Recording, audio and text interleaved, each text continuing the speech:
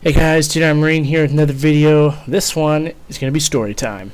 I want to tell you about a interesting time that I'd had with one of my old staff sergeants. He's gunning down. Actually, he retired here pretty recently, and he did 20 years, and he got blown up really bad in Afghanistan, so he was hurting. But he's good now. He's freaking living the dream, raising his girls and all that sort of stuff. But anyway, we're out in the field, and for whatever reason, I think they had wanted to let some of the newer section chiefs train and get some time chiefing a gun. So I want to say that was the reason. I don't know. Anyway, so I was driving him. He was our platoon sergeant, and I was his driver for his Humvee, and we went out to the field. We did position security, bust all that stuff. That was his job, is securing our pause. And we're out there for a good while. I want to say at least a week, maybe more, out in 29 Palms. And and so towards the end of it, we were heading back, and we were going over. And if you guys ever go to 29 Palms, you go to the training area, you'll see what I'm talking about.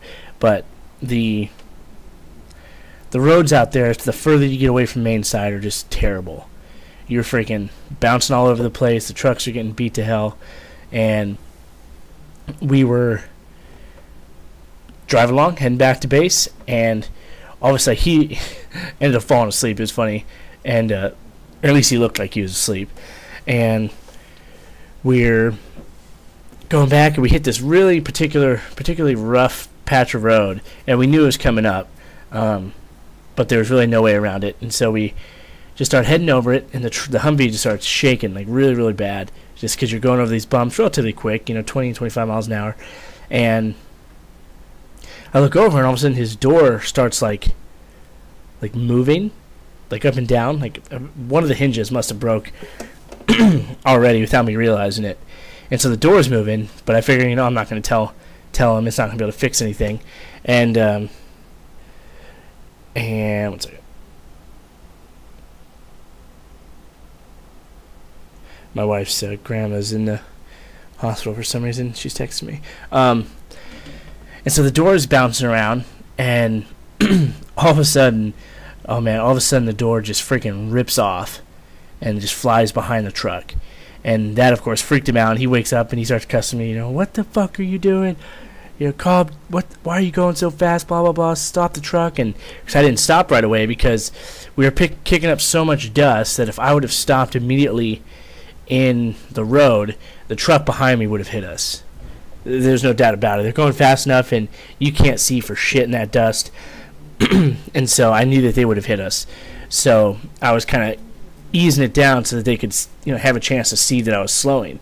And he's freaking out at me, and I was just stressed out, and he just cussing. He was a cool dude.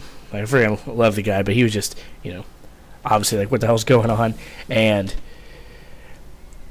I finally stopped, and he said, why the fuck didn't you stop the goddamn truck? And I just lost it on him.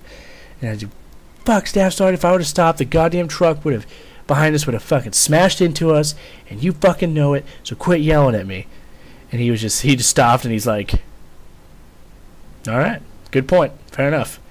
He's like, do you think we should get the door? And I looked back, and I got out and looked back, and I seen the comm guys were grabbing it. I was like, nope, comm guys got it. They're the truck behind us. And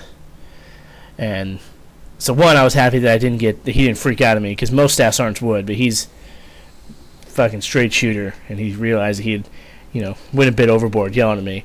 And so we get back, and we're driving back with him not having a door, and we get back to main side, and as we fill up the trucks, we really stop and fill them up with gas, and then we take him back to the gun park.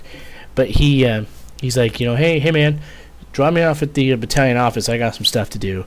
And I was like, fucking stuff to do my ass.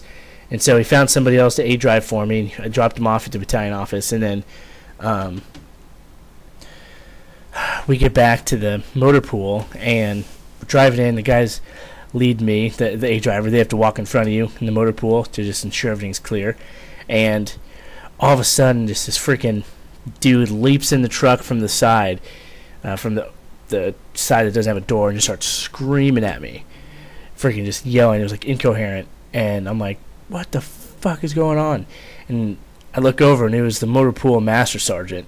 And he was just furious that I didn't have a door. And he's freaking out. And he was mad that I didn't have the door in the truck with me.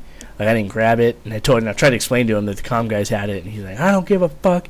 This isn't fucking Dukes of Hazzards around here. He just went ape shit. And I'm just sitting there, I was a corporal, I think, then. I was like, yes, Master Sergeant. Roger that, Master Sergeant. I am Master Sergeant. Just over and over and over. Well, this guy freaking lost it. And luckily he didn't take my license. He probably could have if he wanted to. But he was just pissed, and he freaking stormed off.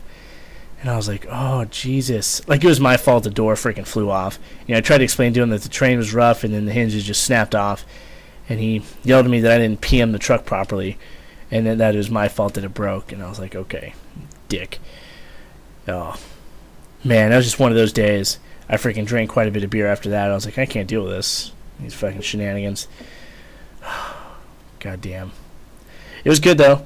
It was cool. And it helped illustrate to me why I freaking loved our, at that time, staff sergeant, because he was just a cool dude about it. But he freaking shysty, because he got out of the battalion office. He didn't have anything to do there. He just got out because he didn't want to deal with the master sergeant.